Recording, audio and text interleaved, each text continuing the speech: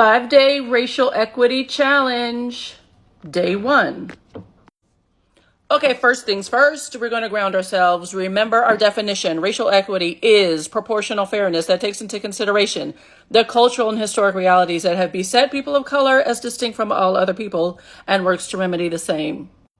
And the definitions are super important because they help us understand why we're doing this work, right? You're not doing this work because of social justice. You're not doing this work out of a favor for me or trying to be nice to Black people. That's not it at all. We're doing this work because it's important that our country understand what it is marching toward.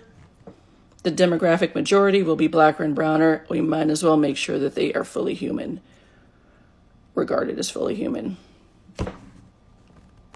And so part of that requires understanding what happened historically to accelerate our diminishment, to make sure that we are forever excluded from the fundamentals of the economy and the fundamentals of the American dream. So we're going to talk about 3 laws that were promulgated in our United States that, though now are no longer laws on the books, the residue of those laws still linger.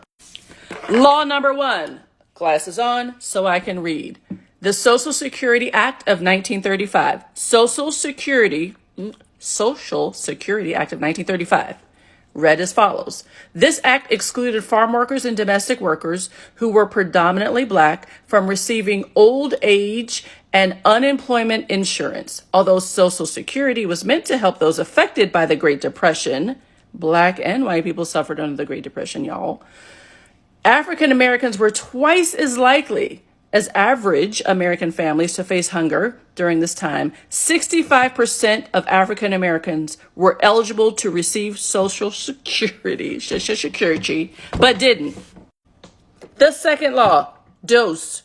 Number 2, second law, the National Housing Act of 1934. We're going to take this actually in 2 parts. Part 1, policies under this law guaranteed federally backed loans to white people and legally refused loans to Black people and anyone else who chose to live in or near Black neighborhoods. So white people could have been exempted from this too if they live close to Black people.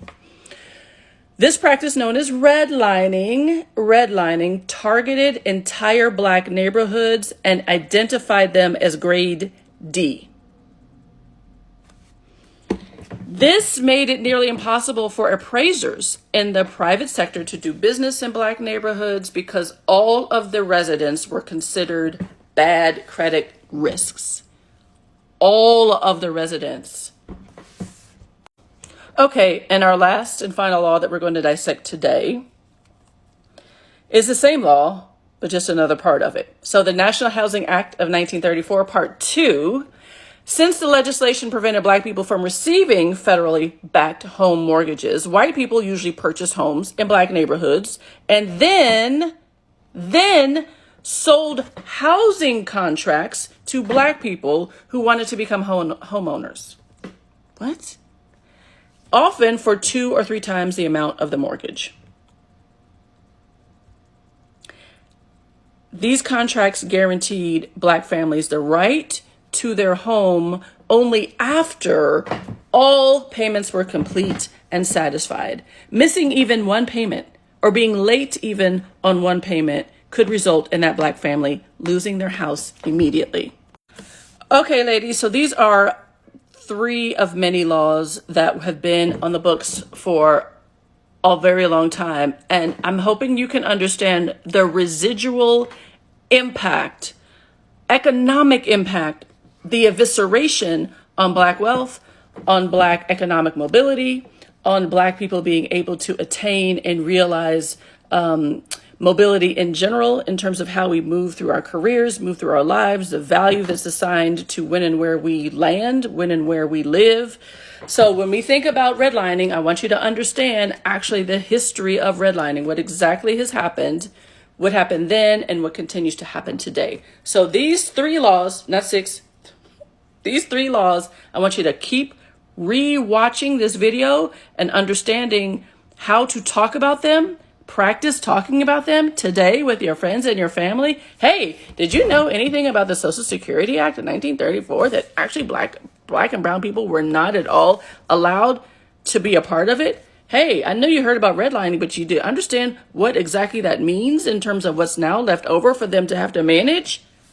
And that, ladies and gentlemen, mostly ladies, concludes day 1, 5-day racial equity challenge. See you tomorrow.